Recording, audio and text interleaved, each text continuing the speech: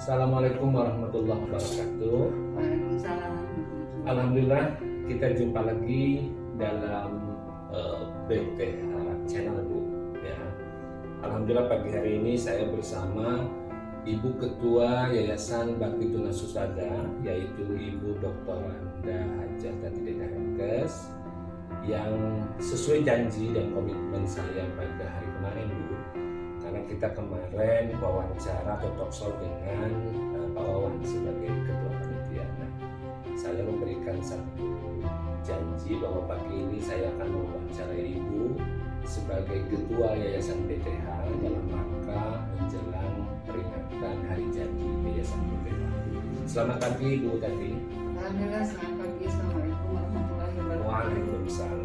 Nah, ini teman-teman sekalian, ini Ibu Hajah Tati Dedah. Jadi walaupun sepuh beliau, tapi energi luar biasa. Masih bisa naik tangga sampai 4 tingkat. Begini Ibu, tidak terasa besok hari kita akan melaksanakan tasyakuran Hari Jadi YBBH yang ke-32. Mungkin Ibu bisa ceritakan refleksi perjalanan sejarah YBBH 32 tahun yang lampau. Kira-kira seperti apa karena historikalnya yang mungkin bagi kami generasi penerus wajib untuk dikenal. Bangga sekali. Terima kasih. Ya, Yayasan BTH Tasikmalaya didirikan tanggal 12 November 1988 bertepatan dengan Hari Kesehatan Hari Kesehatan Nasional. Waktu itu Bapak pendiri adalah Bapak Heri Usutadi, yang waktu itu beliau sebagai direktur di sekarang OPTS ya. Ini Kak Yusnya Pak Wawan. Ini fotonya bisa di shoot ya. Yaitu beliau masih sebagai di atas sebagai direktur pertamina pada OPTS lalu bersama mendirikan Yayasan BTH Tasikmalaya dengan visi dengan visinya yaitu mensyukuri nikmat Allah dengan melaksanakan berbagai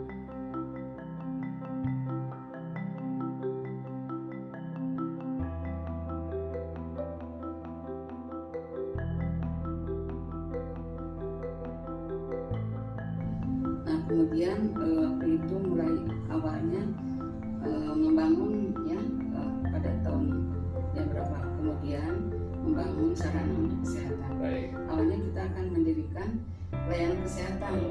Klinik apa rumah sakit? Rumah sakit. Oh, rumah sakit. Rumah sakit nantinya diperuntukkan untuk tempat praktek mahasiswa karena mahasiswa iya. itu. Nah, tetapi berhubung berbagai kendala ya, Betul. karena memang berat dari segi pendanaan. Nah, akhirnya dialihkanlah pelayanan kesehatan itu kepada pendidikan. Pendidikan. Barulah pada tahun 1993 berdiri Akademi Keperawatan yang berada di bawah pengelolaan Departemen Kesehatan yang khusus nakes. Nah, begitu Pak. Lalu dalam perjalanannya kan setelah Akademi Keperawatan ini muncul akademi Ya. satu lagi gitu ya. Ya terus tahun 96 Oh, 3 tahun kemudian. 3 tahun kemudian ya didirikan analis kesehatan akademi. Itu berarti dalam satu lokasi ada 2 akademi. Ada 2 akademi ya. Terus di situ ya masih pengelolaan di Departemen Di Kesehatan. Kementerian Kesehatan ya. Nah kemudian ini berkembang lagi, lalu akhirnya pada tahun 2004 mungkin. 2004 kita konversi menjadi sekolah tinggi ilmu kesehatan yang berada di naungan Departemen Pendidikan. Oh iya betul. Ya, Dignas waktu itu ya Bu. Ya, Dignas dan Dignas ya. Dan ya, dengan menambah satu prodi, Satu prodi. yaitu S1 Farmasi. Jadi teman-teman, Bu, perawat itu basicnya ya. Ya, Lalu muncul analis kesehatan. Kesehatan. Ini anak kandung kedua ya Bu. Ya. Lalu kemudian anak kandung ketiga yaitu S1 Farmasi yang pada saat itu dikonversi dari akademi menjadi sekolah tinggi. sekolah tinggi dengan berarti dengan 3 Iya. program studi. Jadi awalnya memang pendidikan. Ya, Lalu kemudian kita tahu kan kita punya panti asuhan dulu, panti sosial asuhan anak. lalu kemudian punya klinik BTH. Nah, itu sejarahnya bagaimana? Pasca Stikes berdiri atau bagaimana? Ya, sebelum Stikes berdiri, Oh, tahun 93 itu sudah berdiri panti sosial Hasan Samana, karena beliau itu sangat peduli terhadap kaum duafa, terutama kepada yatim piatu. Juga tertarik untuk mendirikan panti sosial Samana. Kemudian dari UKM itu klinis dulunya dari UKM yang melayani mahasiswa dan pegawai. Kemudian berubah menjadi balai pengobatan yang bisa melayani masyarakat. Ya, kesini sekarang sudah menjadi klinik pertama ya. PGS yang melayani bukan saja internal, juga masyarakat luas. Baik. Artinya dari waktu ke waktu proses perubahan itu senantiasa terus terjadi ya. Ya, Lalu kemudian dalam sisi sejarah kan kita tahu setiap orang pasti mewasiatkan atau menyampaikan sesuatu legasi ya, warisan yang perlu kita lestarikan. Nah, nilai-nilai apa yang oleh almarhum Habibie itu ditekankan di dalam pengelolaan Yayasan BTH ini? iya. Seperti tadi sampaikannya Pak pendiri itu Bapak Haji Yusuf Wadi dan rekan-rekan. Nah, Pak Yus itu kalau saya sampaikan mohon maaf ya kepada keluarga kalau saya salah. Tapi saya kira banyak saksi yang segenasi dengan saya mungkin tahu persis siapa beliau gitu. Jadi beliau itu adalah sosok pemimpin yang karismatik. Kemudian tiga kunci aja ya, karismatik, kemudian dia sangat visioner Pak. Jadi kita tidak boleh puas dengan apa yang sudah kita capai, harus lebih maju ke depan, lebih maju begitu memotivasi kita. Kemudian yang ketiga beliau sangat peduli ya terhadap kaum duafa dan juga Beliau itu berlatar belakang perawat seperti ibu atau perawat? Saya sudah bersama-sama beliau sejak Nah, jadi teman-teman sekalian, Ibu Tati ini satu angkatan ya, satu linting dengan almarhum Pak Yus. Tetapi Allah mungkin lebih sayang beliau sehingga memanggilnya lebih cepat begitu ya. Kalau Ibu masih sehat alhamdulillah, masih membersamai kita, jadi beliau tahu persis bagaimana interaksi dengan beliau ya. Jadi ada 3 kunci Bu. Ingatkan saya kalau salah, pertama charismatic leadership, yang kedua memang visioner, dan yang ketiga adalah care gitu ya, peduli pada sesama gitu kira-kira. Banyak lagi sih yang positif Betul.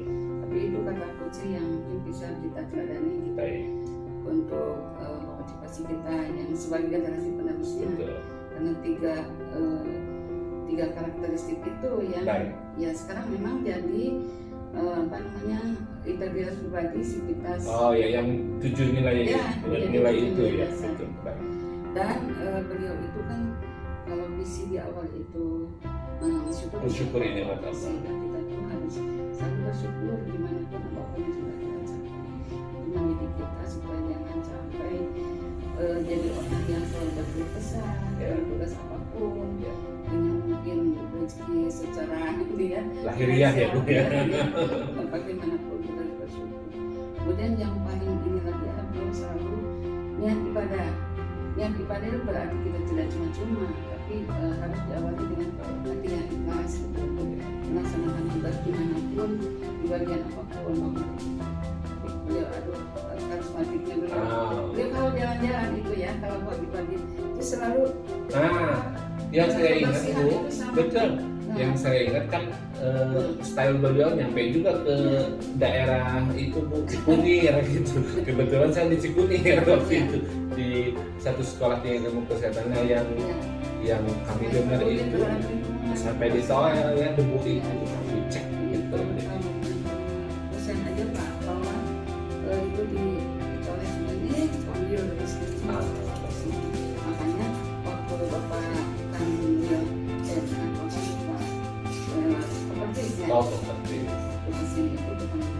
Tresna Darmawan mungkin pernah. Mohon Pak Tresna Darmawan itu nanti.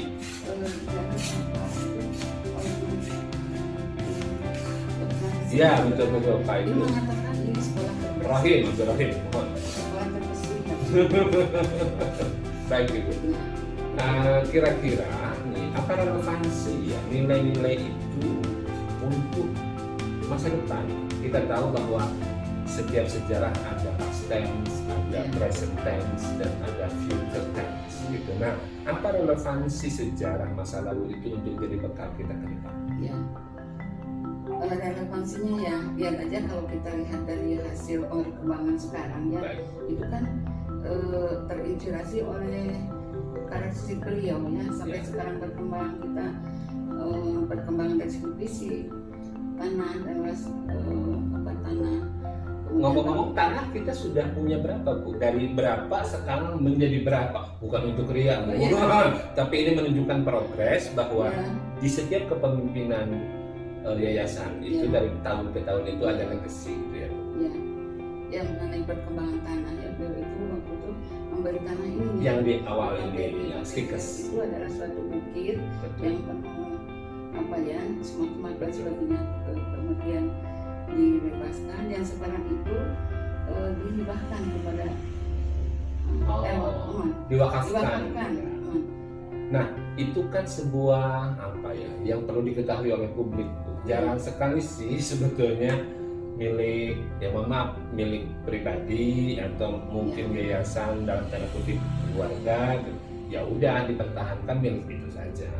Jarang sekali yang sampai ada istilah mewakafkan. Kalau wakaf kan ada akta wakafnya disaksikan oleh Kementerian Agama begitu ya. Nah, ini berarti nilai penting ya Bu? Ya.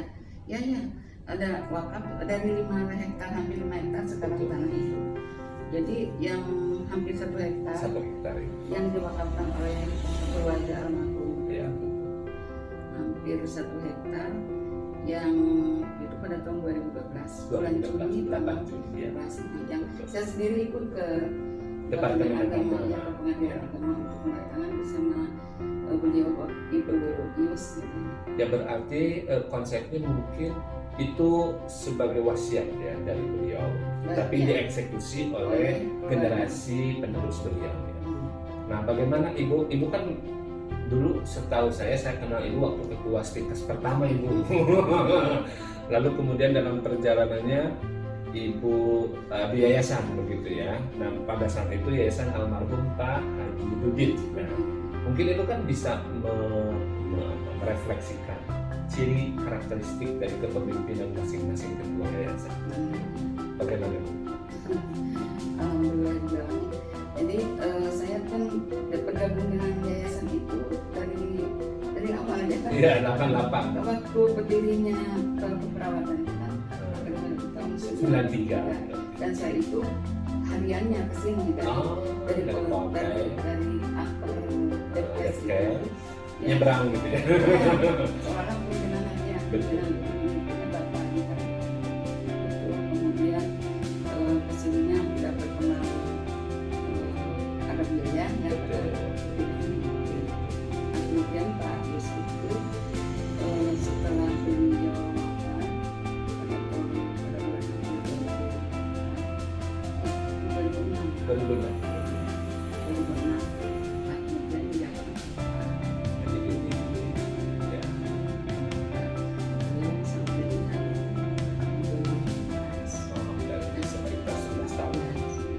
dan peninggalan beliau itu tadi ya ekspansi luas lahan ya, dari yang hanya 1 hektar terus berkembang,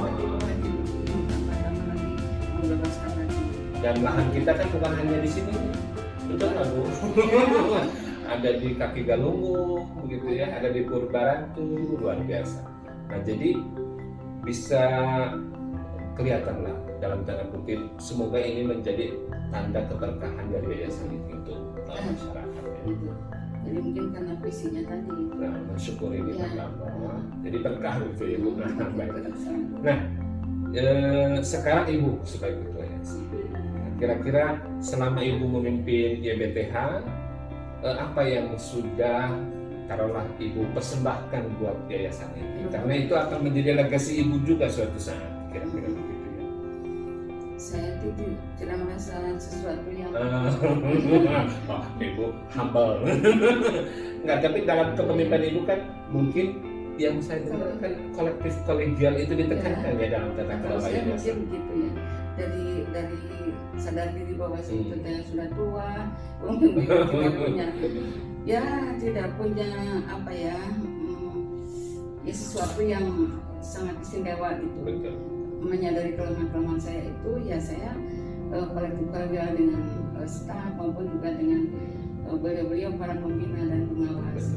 Itu kalau istilahnya mungkin dengan kolektif keluarga ini, segala sesuatu yang terutama yang kebijakan kritik, kebijakan yang sangat strategis, itu saya selalu info, selalu bimbingan, mohon pengarahan dari beliau, sehingga apa yang saya jalankan itu sudah dipikirkan bersama. Kemudian juga kebijakan teknis itu selalu saya ikutkan semua bidang-bidang dengan pengurus yang lain, sehingga itu kalau sudah jalankan itu adalah tanggung jawab bersama gitu. Tanggung jawab bersama. Tapi kan barangkali Bu, di masa Ibu kan besok ceritanya mau milad. Acara intinya ada peresmian monumen juga, yaitu pembangunan gedung rektorat PTH yang kebetulan dimulai setahun yang lalu, tepat 12 November peletakan batu pertamanya dan PTH Resto. Nah ini apa pertimbangan waktu itu secara kolektif kolegial diputuskan adanya bangunan rektorat dengan PTH Resto? Itu berawal dari pemikiran kita ya, bahwa ini terus maju ya, sedikit-sedikit, tidak hanya seperti ini baik secara fisikal maupun juga kegiatan ya terwujud dengan adanya prestasi-prestasi yang diraih oleh Cikas sampai saat ini. Maka sudah sepantasnya Cikas itu mempunyai tempat yang berkreatif yang bisa memberikan motivasi untuk berkembang gitu. Sehingga juga, nah kalau sudah itu kan jadi terpikir ini bangunan yang besar tapi itu masih sedikit-sedikit saja dan hanya tempat jadi nanti akhirnya namanya juga sudah rektorat ya Bu. namanya rektorat, maka termotivasi untuk nanti mewujudkan jadi universitas. Alhamdulillah. Jadi memang penamaan rektorat itu sebagai dorongan bagi kita semua, bukan hanya Cikas tapi juga bagi kita semua, agar terjadi sebuah upaya transformasi kelembagaan menjadi universitas. Lalu PTH Resto ini apa konsepnya, latar belakang? PTH Resto ya itu kan kita kan mengutamakan pelayanan kepada mahasiswa. Jadi ini penting untuk ditekankan ya, bahwa latar belakangnya ingin melayani mahasiswa sebaik-baiknya. Kita kan suka diundang untuk saresehan sambung rasa apa namanya Porkom mencet keren nama Porkom, tapi kita kan dulu saresehan dengan mahasiswa. Nah mahasiswa juga pernah tercetus dari mereka tuh nggak ada kantin gitu ya, butuh kantin, sehingga akhirnya mereka kecil-kecil juga mereka adakan kantin, tapi kan kurang representasi gitu karena hanya kecil saja. Akhirnya kita terpikir bagaimana ya menciptakan suatu tempat yang bisa mewadahi aktivitas mahasiswa berikut melayani kebutuhannya, yaitu kantin, tapi bisa juga untuk mereka mengerjakan tugas, berdiskusi, bercengkrama tapi dengan positif ya. Betul. Tetapi juga ingat sholat juga ya. Makanya kita dirikannya PTH Resto itu di dekat masjid gitu kan. Mungkin kita hadir ke masjid ya teman enggak, nanti supaya disitu terkondisikan gitu. Jadi kalau misalnya apapun mereka kegiatannya, kalau sudah dengar adzan berarti langsung mereka siap-siap. Filosofinya begitu ya. Gitu. Kenapa PTH Resto itu didirikan persis di belakang masjid? Itu mengingatkan kehidupan akhirat lah gitu ya Bu. Ketika azan tiba, aktivitas semua selesai untuk kemudian sholat. Gitu ya Bu ya. Selain juga memang sekarang kan kegiatan BEM dan hima-hima itu ada di dalam gedung aula atau di area lingkungan belajar Cikas ya, agak kurang kondusif ya, jadi untuk lingkungan belajar. Makanya kalau di sana masih berfokus ya untuk lingkungan juga baik kondusif. Untuk ke depan. Jadi ini kan sebuah momentum ya, milad ini untuk istilahnya transformasi. Ya. Nah, bagaimana ya BTH memandang masa depan? Karena kan tentu masa depan kita jauh lebih kompleks, lebih sulit, tantangannya lebih banyak begitu. Kira-kira apa kiat Ibu untuk strategi Ibu menghadapi masa depan? Ya kita percaya diri aja. Nah, ini optimis ya Bu. Kita optimis gitu Ya. ya. Karena di samping kita upaya semaksimal mungkin, ya Allah Betul. akan mengizinkan apabila kita upaya Ya. maksimal gitu. Kemudian juga selalu memohon kepada Allah SWT. Alhamdulillah ini tidak terasa kan seperti sekarang juga subhanallah sudah berhubungan. Ujung-ujung gitu ya Bu. Saya ketika saya itu dari 17 bulan Februari ya, Betul. Maret itu tahun 2017 sampai sekarang hampir udah 3 tahun. 3 tahun. Jadi mudah-mudahan itu dengan di sana gitu ya. Kerjasama. Kerjasama kita dimudahkan untuk Segala sesuatunya ya Bu. dimudahkan kerjasama dengan perusahaan itu dimudahkan. Kemudian mewujudkan direktorat kerjasama dengan vendor mulai dari perencananya, kemudian pekerjanya, kemudian para vendor untuk bangunan-bangunannya ya Allah, mereka sangat Percaya. Sangat percaya ke YBTH. akhirnya target waktu subhanallah itu dalam 10 bulan Betul. sudah selesai untuk bangunan yang sangat Ya, jadi teman-teman ini waktunya cuma 10 bulan efektifnya ya. Apalagi PT Resto mulai dari nol begitu ya, pengurukan gitu ya. Nah, jadi memang ini adalah tidak lepas terus dari. sambil memindahkan FKSA juga tetap. Oh iya betul. Jadi ada transformasi juga Ya. di situ ya Bu. Ya. Jadi yang awalnya panti itu di samping Di masjid, masjid sekarang sudah punya lahan seluas 183 meter persegi, jadi 1.800 saja. 1.800 betul, 1.800 meter persegi. Lalu kemudian menguruk PTH Resto, lalu kemudian melubangi ya Bu. Baik, teman-teman sekalian, itulah saya kira bincang-bincang singkat. Dan ini bincang santai ya Pak Wawan. Bincang santai dengan Ibu Tati Deda sebagai ketua yayasan. Jadi ternyata mungkin nilai yang bisa kita ambil antara Pak Ius, almarhum, Pak Dudit, almarhum, dan ibunya ada kesamaan benang merah Bu, optimisme gitu. Optimisme ini tentu didasari oleh keyakinan tadi, kalau kita bersyukur Allah pasti tambahkan nikmat. Dan jadi memang isinya jangan goyah ya, mensyukuri nikmat ya, Allah, karena janji Allah kan kalau kita mensyukuri akan ditambah. betul. Nah, jadi apa yang kita miliki saat ini, optimis saja bahwa ini pun adalah bagian dari jawaban Allah ya, Ya. terhadap rasa syukur yang Ya. selama ini kita Ya, subhanallah. panjatkan. Kadang kalau kita secara rasional berpikir, beli dia, nggak gitu ya, nggak nyangka gitu ya. Apakah Ibu ada rencana mengubah perwajahan BTH ke depan Bu? Di depan ini ada Ada rencana? Pak. Oh, Kita sudah ini punya kejutan set lagi plan. ini. Kita punya set plan Betul. bahwa yang existing ini akan Tingkatkan tingkat jadi dua. Wah. Jadi nanti di atas Tenang itu mahasiswa ya, nanti akan ada wajah baru di BTH. ada laboratorium terpadu juga kan di atas, Oh. laboratorium itu di atas, di bawah kelas, kemudian tempat pertemuan dan lain-lain lah. Baik, Insya Allah. ya. Pak Iwan, mudah-mudahan langgar Doakan saja dari semua sivitas dan semua pegawai, semoga kita diberi kemampuan untuk Satu lagi Pak, apa? ya kita kan kalau wisuda atau acara-acara besar itu selalu di AP ya. Oh iya, Nah, betul, saya sewa ya Bu. Iya, sewa itu daripada sewa terus tiap tahun tiap ada Wih. kegiatan. Terus Jadi saya ada imajinasi bikin Ya, convention hall bisa. juga ya. berpikir kenapa kita tidak punya gedung sendiri, Alhamdulillah. kan gedung sendiri untuk mewadahi kegiatan kita, Betul. dan juga mungkin nanti yang lain juga bisa Oh, eksternal ya Bu. lumayan ya. Nah ini satu testimoni dari Ibu Ketua Yayasan. Tolong dicatat, semoga Allah meridhoinya bahwa kita punya visi pertama ke depan ingin mengubah tata perwajahan di Stikes PTH yang sekarang existing, dan yang kedua kita ingin punya convention hall. Ya, Baik. sebagaimana ini. Saya kira teman-teman cukup ya. Alhamdulillah Rabbil Alamin. Pada pagi hari ini bincang santai kita bersama Ibu Hajah Tati Deda sebagai Ketua Yayasan, sangat banyak inspirasi dan motivasi yang bisa kita terima.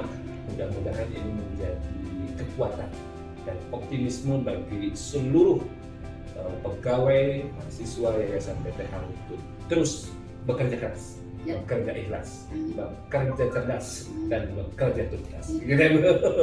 Terima kasih. Kita tutup dengan bacaan hamdalah, Ibu. Alhamdulillahirrahmanirrahim. Terima kasih. Wassalamualaikum warahmatullahi wabarakatuh. Salam. Selamat siang, Ibu. Ya. Teman.